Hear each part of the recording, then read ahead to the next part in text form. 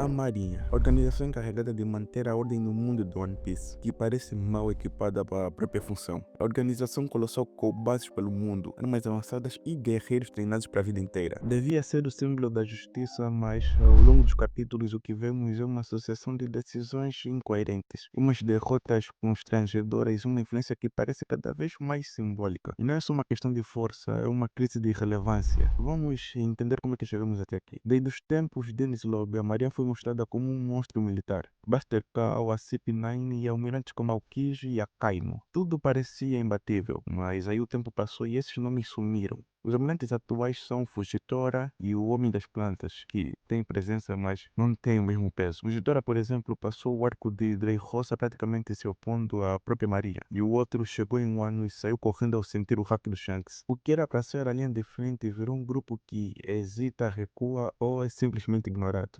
A Marinha nunca foi normalmente pura, e isso faz parte da essência de One Piece.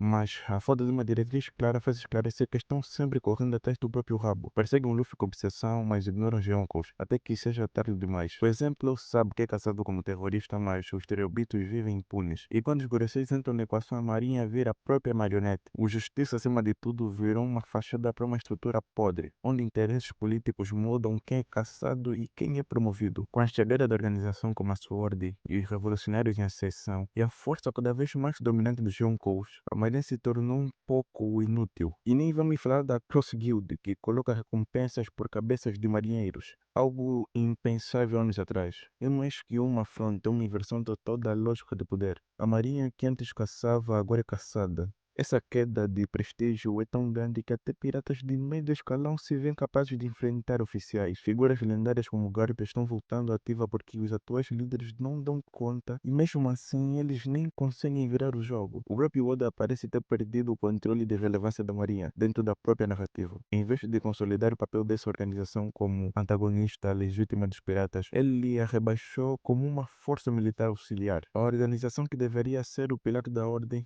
ficou algo tão inútil que às vezes até o próprio alívio cômico. Parece que ao expandir demais o mundo e o número de ameaças, Oda acabou sacrificando o equilíbrio interno do sistema de poder que ele mesmo criou. E sim, a Marinha ainda tem nomes poderosos, armas tecnológicas e uma história de peso, mas como força viva dentro da narrativa de One Piece, ela perdeu o protagonismo. Ela já não lidera, ela acompanha.